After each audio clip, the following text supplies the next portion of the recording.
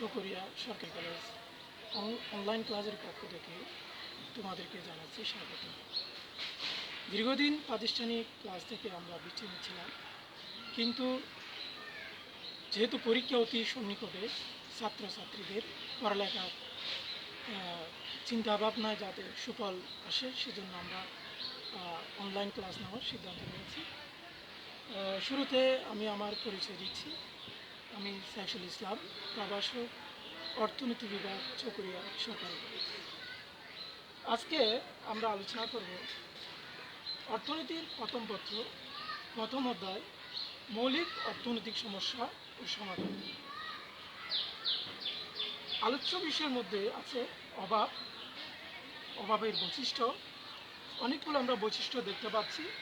অভাব অসীম, বিশেষ অভাব পূরণযোগ্য, অভাব পরস্পরের পরিপূরক, অভাব পূরণের বিকল্প উপায়, অভাব প্রতিযোগিতামূলক, অভাব অনুকরণীয় এবং অভাব পরিবর্তনযোগ্য। শুরুতে আমরা আলোচনা করব অভাব কি। সাধারণত কোনো কিছু চাওয়াকে অভাব বলা হয়, কিন্তু অর্থনীতিতে কোনো কিছু চাওয়াকে অভাব বলা হয় না। মানুষের জীবন ধারণের জন্য প্রয়োজন আছে, অথচ হাতের মধ্যে নেই, সেই সমস্ত দ্রব্য সেবাকে আমরা অভাব বলতে পারি। সেই সমস্ত দ্রব্য সেবা পাওয়ার আকাঙ্ক্ষাকে আমরা কি বলতে পারি? অভাব বলতে পারি। উদাহরণস্বরূপ আমরা বলতে পারি, একজন ভিক্ষুকের কম্পিউটার কেনার আকাঙ্ক্ষা থাকতে পারে, কিন্তু সেটা অভাব বলা হবে না, কারণ ভিক্ষুকের কোনো কম্পিউটারের প্রয়োজন নেই। কিন্তু একজন ছাত্র, একজন ব্যবসায়ী, একজন ডাক্তারের কম্পিউটারের প্রয়োজন আছে। সুতরাং অর্থনীতিতে অভাব বলতে আমরা বলতে পারি যে সমস্ত দ্রব্য সেবার প্রয়োজন আছে অথচ হাতের মধ্যে নেই, তাকে আমরা কি বলতে পারি? অভাব বলতে পারি। সুতরাং এখান থেকে আমরা সিদ্ধান্ত নিতে পারি, ভিক্ষুকের কম্পিউটারের প্রয়োজন নেই বিদায় সেটা অভাব বলা হচ্ছে না। ডাক্তার, ছাত্র এবং ব্যবসায়ীদের কম্পিউটারের প্রয়োজন থাকলে সেটাকে আমরা অভাব বলতে পারি। এখন আমরা আলোচনা করব অভাবের বৈশিষ্ট্য নিয়ে। অভাব অসীম, সম্পদ সীমিত কিন্তু অভাব অসীম। একটি অভাব শেষ হলে আরেকটি অভাব দেখা দেয়। অভাবের কোনো শেষ নেই। যখন আমরা একটা নির্দিষ্ট অভাব পরিসমাপ্তি ঘটে, এরপর পরে আরেকটি অভাব দেখা দেয়, সেহেতু আমরা বলতে পারি অভাব অসীম। বিশেষ অভাব পূরণযোগ্য, অভাবের তীব্রতার উপর ভিত্তি করে আমরা অভাবকে বিভিন্নভাবে সিলেকশন করতে পারি। যে অভাবটা সবচেয়ে বেশি গুরুত্বপূর্ণ সেটা আমরা আগে পূরণ করব, সেই অভাবটা আগে আমরা শেষ করার জন্য চেষ্টা করব। এজন্য বলা হচ্ছে বিশেষ অভাব পূরণযোগ্য। অভাব পরস্পরের পরিপূরক। অভাব পরস্পরের পরিপূরক বলতে আমরা এটা বুঝি, যখন আমরা একটা মোবাইল কিনি, ওখানে দেখা যাচ্ছে একটা সিম কিনতে হবে, তারপর মোবাইল কার্ড, বিভিন্ন ধরনের সরঞ্জাম আমাদের কিনতে হয়। এজন্য বলা হচ্ছে অভাব পরস্পরের পরিপূরক। অভাব পূরণের বিকল্প উপায়, যেমন একটা অভাব পূরণ করতে গিয়ে আরেকটা অভাব থাকে, বিকল্প থাকে। যেমন চায়ের বিকল্প হচ্ছে কফি, কফির বিকল্প হচ্ছে চা। একজন ব্যক্তি চা না খেয়ে হয়তোবা সে কফি খেতে পারে, কফি না খেয়ে হয়তোবা চা খেতে পারে। তো অভাব পূরণের কি বিকল্প উপায় আছে। অভাব প্রতিযোগিতামূলক, একটা অভাব পূরণ করতে গিয়ে যেহেতু আরেকটা অভাব দেখা দেয়, অভাবের কোনো শেষ নেই। হ্যাঁ, একটা অভাব শেষ হওয়ার পর আরেকটা অভাব দেখা দেওয়ার জন্য অভাবের একটা প্রতিযোগিতা আমরা দেখতে পাই, এজন্য অভাব প্রতিযোগিতামূলক। অভাব অনুকরণীয়, অভাব দেখা যায় যে গ্রামেগঞ্জে আমরা দেখি, যখন একটা মূল্যবান জিনিসপত্র কেউ যদি কিনে নিয়ে আসে, তাকে অনুকরণ কেউ আরেকজন হয়তো বা সেটা কেনার চেষ্টা করে, আগ্রহ দেখায়, নিষ্পারিত হয়, সেক্ষেত্রে আমরা বলতে পারি অভাব অনুকরণীয়। পরিবর্তনযোগ্য অভাব, স্থান কাল পাত্রভেদে অভাব কি হতে পারে? পরিবর্তন হতে পারে। অভাবের বৈশিষ্ট্য বিশ্লেষণ করার পর আমরা আরও কিছু টপিকস দেখতে পাচ্ছি। সীমিত সম্পদ, অসীম অভাব, দুষ্প্রাপ্যতা, নির্বাচন, উৎপাদন সম্ভাবনা রেখা। এখন আমরা সুপ্রিয় ছাত্রছাত্রীরা এই টপিকস নিয়ে আলোচনা করব। সীমিত সম্পদ, অসীম অভাব। সম্পদ সীমিত কিন্তু অভাব অসীম। একটি অভাব শেষ হলে আরেকটি অভাব দেখা দেয়। অভাবের কোনো শেষ নেই। যেহেতু একটি অভাব শেষ হওয়ার পর আরেকটি অভাব যেহেতু দেখা দিচ্ছে, তাহলে এই যে পর্যায়ক্রমে এই অভাব একটার পর একটা দরজায় এসে নক করে, এটাই আমরা বলতে পারি অসীম অভাব। একজন ব্যক্তিকে হয়তোবা তাকে অভাবের কথা বললে বা একটা তালিকা তৈরি করার জন্য বললে সে হয়তোবা কয়েকটা জামা, হয়তোবা দৈনন্দিন খাবার দাবারের তালিকা তৈরি করতে পারে। কিন্তু হয়তোবা আরেকজনকে জিজ্ঞেস করলে হয়তোবা একটা অভাবের তালিকা তৈরি করার জন্য বললে হয়তোবা সে মোটর গাড়ি, একটা মোবাইল ফোন, তারপর হয়তো একটা কম্পিউটারের তালিকা করতে পারে। কিন্তু দেখা যায় যে ব্যক্তিভেদে অভাবের ধারণাটা কিন্তু অন্যরকম। একজনের অভাব একরকম হলে আরেকজনের অভাব অন্যরকম হতে পারে। এই জন্য অভাব কিন্তু ব্যক্তিভেদে ভিন্ন রকম হতে পারে। তাহলে দেখা যায় যে সীমিত সম্পদ দিয়ে অসীম অভাব পূরণ করার জন্য তাকে প্রতিনিয়ত চেষ্টা করতে হয়। এই জন্য এই সীমিত সম্পদ, অসীম অভাবের কারণে এই অর্থনীতি এই বিষয়টা আমাদের সামনে এসেছে, এবং কীভাবে সীমিত সম্পদ দিয়ে অসীম অভাব পূরণ করতে হয় সেই জন্য আমাদেরকে সম্পদের দুষ্প্রাপ্যতা ও নির্বাচনের দিক দিয়ে আমাদেরকে কি দেখতে হয়। তাহলে একটা অভাব রেখে দেওয়ার পর আরেকটা অভাব যেহেতু প্রতিনিয়ত আমাদের সামনে আসে, অভাব যেহেতু প্রতিযোগিতার সাথে একটা অভাব শেষ হওয়ার পর আরেকটা অভাব যেহেতু আমাদের সামনে আমরা দেখতে পাই, এই জন্য সীমিত সম্পদ, অসীম অভাব, এই অভাবের একটা শুরু আছে, নির্দিষ্ট অভাবের কি শেষ আছে, নির্দিষ্ট অভাবের শেষ আছে কিন্তু অভাব অসীম। ব্যক্তিভেদে অভাবের ভিন্নতা অনুযায়ী যার অভাবের তীব্রতার উপর ভিত্তি করে যে অভাবটা বেশি প্রয়োজনীয় সেই অভাবটা পূরণ করে সীমিত সম্পদ দিয়ে অসীম অভাব পূরণ করা হচ্ছে কি সীমিত সম্পদ এবং অভাব অসীম। প্রাপ্যতা, দুষ্প্রাপ্যতা হচ্ছে সম্পদের স্বল্পতা। সম্পদের স্বল্পতাকে আমরা দুষ্প্রাপ্যতা বলতে পারি। সম্পদের অপ্রাচুর্যতাকেও কি বলা হয়? দুষ্প্রাপ্যতা বলা হয়। তাহলে সম্পদ সীমিত সম্পদ বিধায় এই দুষ্প্রাপ্যতা সমস্যাটা আমরা দেখতে পাই। তাহলে সম্পদের স্বল্পতাকে আমরা দুষ্প্রাপ্যতা বলতে পারি। নির্বাচন, নির্বাচন বাছাই করাকে আমরা বলি নির্বাচন। যদি সম্পদ সীমিত না হতো তাহলে বাছাই করার প্রশ্নই আসতো না। আর সম্পদ সীমিত বিধায় আমাদেরকে নির্বাচনের সমস্যার সম্মুখীন হতে হয়। তাহলে সম্পদের বাছাই করাকে আমরা কি বলবো? নির্বাচন বলবো। অর্থাৎ সীমাবদ্ধ সম্পদের সাহায্যে অভাবের তীব্রতার উপর ভিত্তি করে আমরা যে অভাবটা বেশি গুরুত্বপূর্ণ সেইটা বাছাই করাটাকে আমরা নির্বাচন বলতে পারি। এখন আলোচনা করব উৎপাদন সম্ভাবনা রেখা। যে রেখার প্রতিটা বিন্দুতে দুইটি দ্রব্যের সংমিশ্রণ সম্ভাব্য প্রকাশ পায় তাকে আমরা উৎপাদন সম্ভাবনা রেখা বলতে পারি। আমি আবারও বলতেছি, যে রেখার প্রতিটা বিন্দুতে দুটি দ্রব্যের সম্ভাব্য সংমিশ্রণ প্রকাশ পায় তাকে আমরা উৎপাদন সম্ভাবনা রেখা বলতে পারি। এখন আমরা একটা তালিকার সাহায্যে, একটা সূচির সাহায্যে আমরা উৎপাদন সম্ভাবনা রেখাটা ব্যাখ্যা করতে পারি।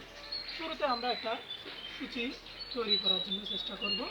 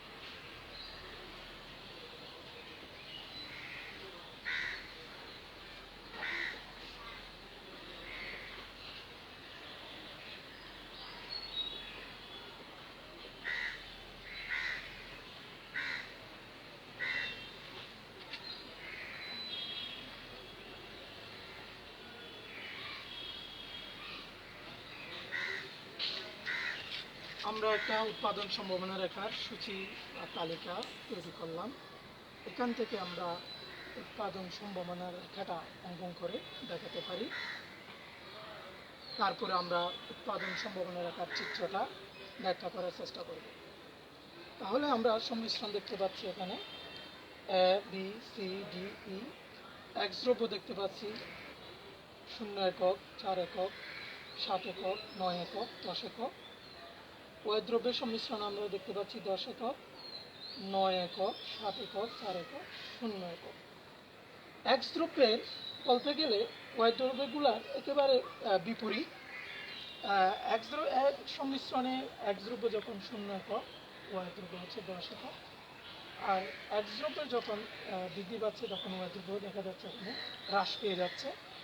আর সি সংমিশ্রণের ক্ষেত্রে আমরা দেখতে পাচ্ছি এক্স দ্রব্য যখন 7 একক, ওয়াই দ্রব্য কিন্তু ওয়াই দ্রব্য সংমিশ্রণ 7 একক।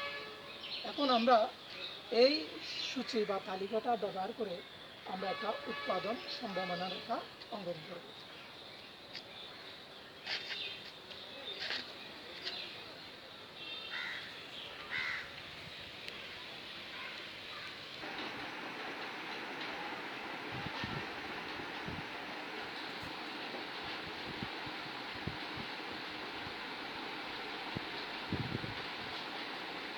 উৎপাদন সম্ভাবনা রেখা আমরা উপরোক্ত সূচি থেকে উৎপাদন সম্ভাবনা রেখা কিভাবে অঙ্কন করতে হয় সেটা আমরা এখন দেখাচ্ছি।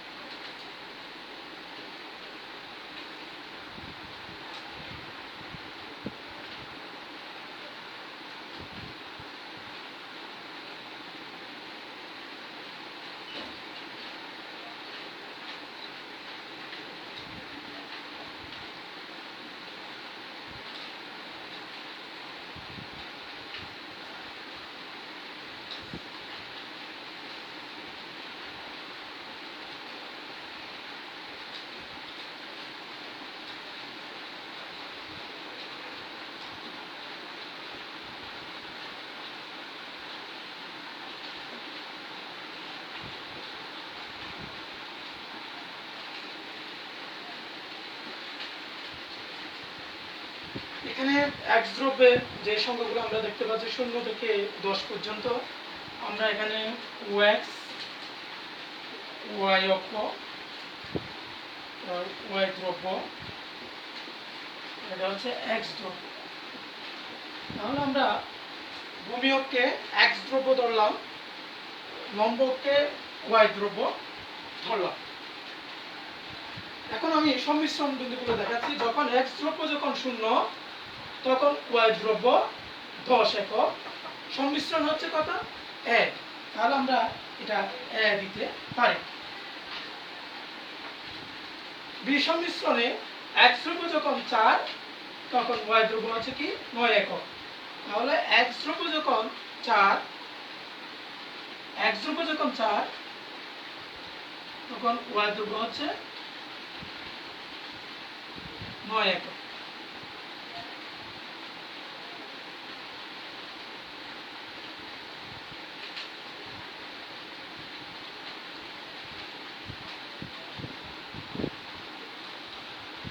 এটা আমরা বি সংমিশ্রণ দিতে পারি। এক্স দ্রব্য যখন 7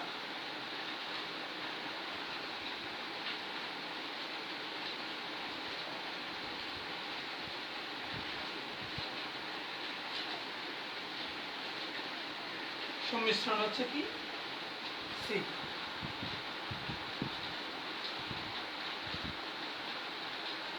এক্স দ্রব্য যখন 9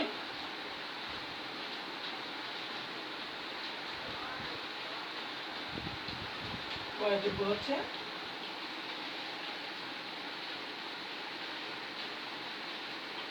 4 একক, যার সংমিশ্রণ হচ্ছে ডি। এক্স ধ্রুব যখন 10 একক, ওয়াই ধ্রুব হচ্ছে কি 0 একক, ওয়াই ধ্রুব হচ্ছে তাদের 0 একক। এখন আমরা এ বি সি ডি ই বিন্দুগুলো যোগ করলে পিপিসি রেখা পাই। এই পিপিসি রেখা হচ্ছে উৎপাদন সম্ভাবনা রেখা। পিপিসির পূর্ণরূপ হচ্ছে প্রোডাকশন পসিবিলিটি কার্ভ। আমি আবারও এই চিত্রটা একটু বর্ণনা করব। চিত্রে ভূমিকে এক্স ধ্রুব, লম্বকে ওয়াই ধ্রুব ধরা হয়েছে। এর সংমিশ্রণে এক্স ধ্রুব হচ্ছে 0 একক, ওয়াই ধ্রুব হচ্ছে 10 একক। বি সংমিশ্রণে এক্স ধ্রুব হচ্ছে 4 একক, ওয়াই ধ্রুব হচ্ছে কি 9 একক।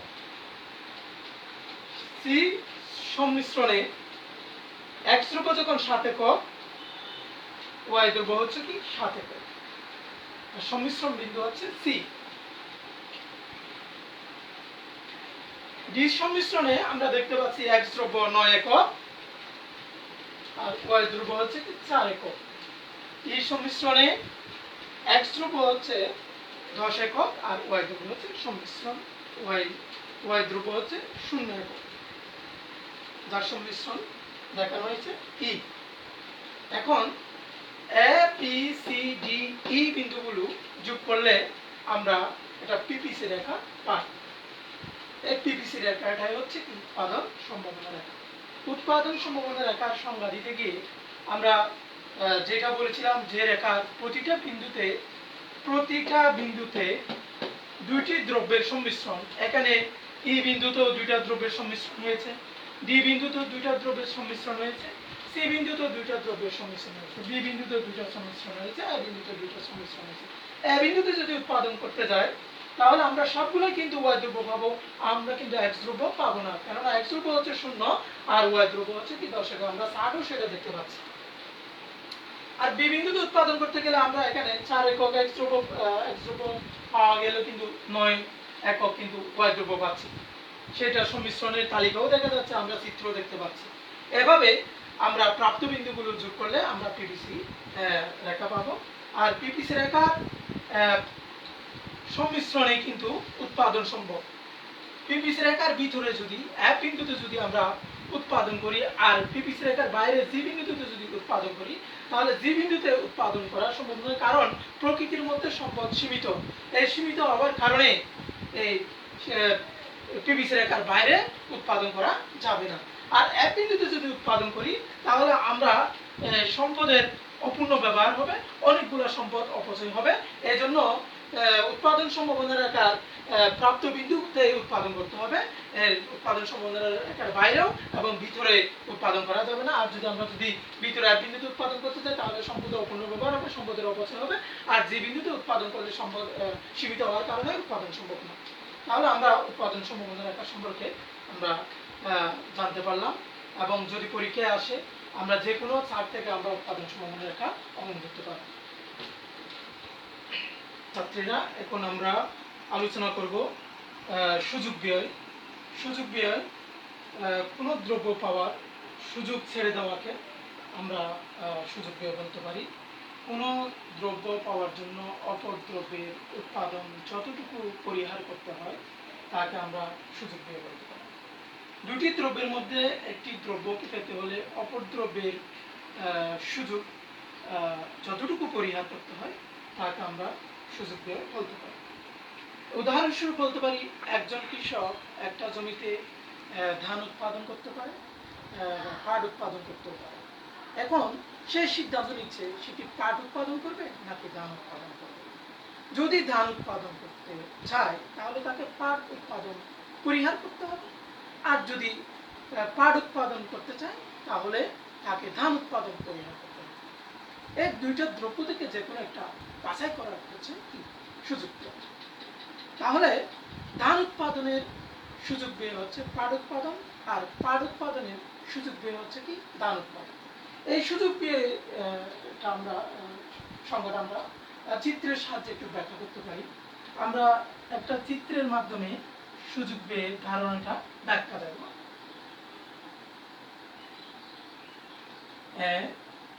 বি হচ্ছে উৎপাদন রেখা, সম্ভাবনা রেখা, পিপিসি রেখা।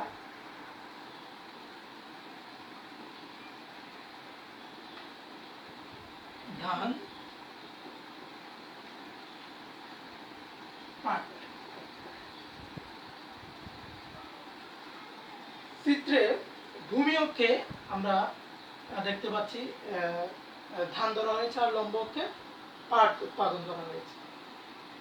যদি আমি উবি পরিমাণ ধান উৎপাদন করতে চাই, তাহলে আমাকে উএ পরিমাণ পাট উৎপাদন পরিহার করতে হবে। আর যদি উএ পরিমাণ পাট উৎপাদন করতে চাই, তাহলে আমাকে উবি পরিমাণ ধান উৎপাদন পরিহার করতে হবে। তাহলে ধান উৎপাদনের বিপরীতে পাট উৎপাদন করাটা হচ্ছে সুযোগ বিয়োগ। এজন্য কোন দ্রব্য উৎপাদন করার জন্য অপর দ্রব্যের উৎপাদন যতটুকু পরিহার করতে হয় তাকে আমরা অপরচুনিটি কস্ট বা সুযোগ ব্যয় বলতে পারি। সুপ্রিয় ছাত্রছাত্রীরা, আজকের ক্লাসটা আমরা এখানেই শেষ করব। আগামী ক্লাসটা পরবর্তী ধারাবাহিকতা রক্ষা করে আলোচনার চেষ্টা করব। তোমরা বাসায় স্বাস্থ্যবিধি মেনে চলবে, সতর্ক থাকবে, সচেতন থাকবে, পরবর্তী ক্লাসের জন্য অপেক্ষা করবে।